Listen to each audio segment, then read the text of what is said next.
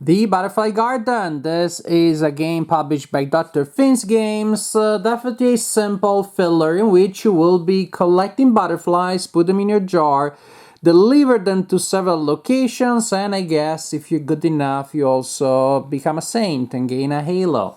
At least that's what the image looks like to me. So the delivery cards that you see right there will be a number of cards on the table, and they represent different kind of deliveries. We're trying to collect the corresponding butterflies, and if we do, we can collect the card and we score that many points. There are different locations as indicated by the different color. At the end, there will be a bonus if you collect delivery cards with a variety from different locations.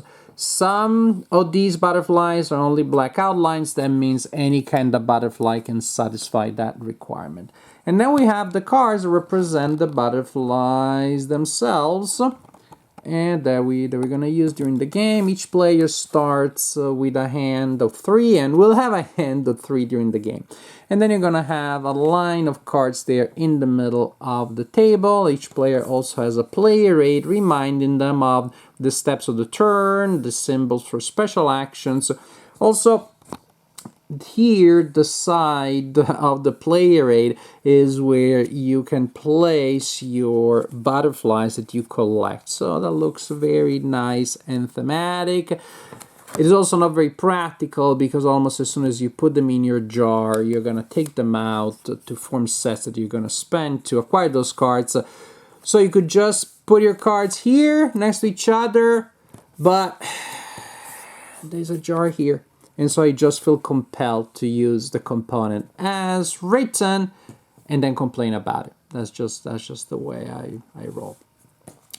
You also have a net, because how else are you gonna capture butterflies?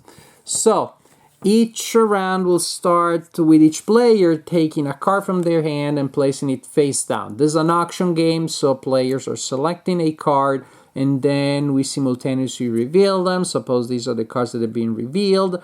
Then players will go in ascending turn order. So this player goes first, this player goes next in this example.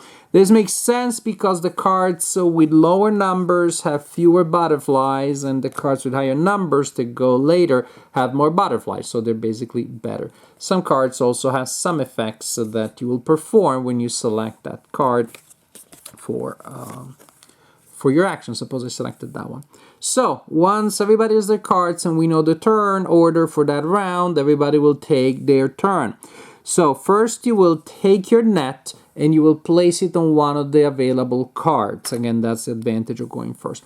You place your net there, but you do not take the card yet, because as the turn goes, other players may play cards with specific effects.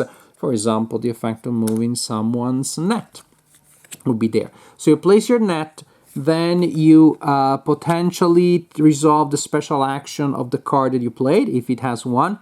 Then you collect the card that you just played and you place it in your jar. And then you have the option, if you have the right combination of butterflies in your jar, of acquiring one of those delivery cards that I showed you. Again, it's optional, and only if you are able to do so. And you may have noticed some of these are wild. These multicolored butterflies can pay for any sort of requirement. For example, right now, I will be able to acquire this card because I have that yellow butterfly, I have that red black butterfly, and I can pay for one of these using one of these. And so, for example, these two, if I'm not wrong, but you let me know if I am, with these two, I can pay for that requirement. I discard these cards. Either were butterflies that I didn't need, too bad, I still discard the card because there's no change in butterfly collecting. And I collect the card, and that's it. And at the end, once everybody's done, everybody also collects the card where their net is at that point. Which means that we have reset the round, 3 cards in hand, and everybody bids, reveal the card, that reveals the turn order, take your actions, bringing back your own thing, etc, etc, etc. So you will end up the game with possibly some cards in your jar, with a hand of cards, and hopefully with some of these delivery cards. At that point, we score points. So the game ends when there aren't enough cards to refill either this line of cards or the line of delivery cards. So we score points. You're gonna score simply the points that comes from the delivery cards. There's a variety bonus of 1, 2, 3. So 1, 3, 6 victory points. If you're at 2, 3, or 4 different kinds of locations, for example, these would be 2 different kinds of locations, 3 different kinds of locations, and that will give me 3 extra victory points. 1 victory point for each different butterfly in your jar. So I have like 1, 2, 3, 4, 5. 1, 2, 3, 4, 5 types. That's 5 points.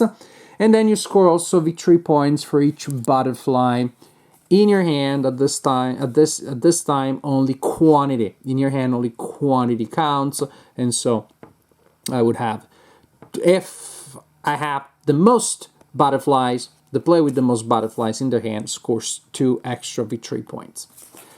So points from a lot of different sources. Player with the highest score wins the game, and this is how you play the Butterfly Garden. It's a perfectly functioning, serviceable, light filler. Maybe it's because I played a similar game by the same publisher recently, which was also a filler with an auction mechanic, and that is called Mining Colony. This one felt a little less interesting in comparison, so it may be an unfair comparison, but that's how it felt, because you got 2 games from the same publisher, similar philosophy, like fillers with nicely produced components, and that one just was more fun. There was, after you reveal the auction, your auction selection, and determine who goes first, there's just more things that you do with the results of the auction.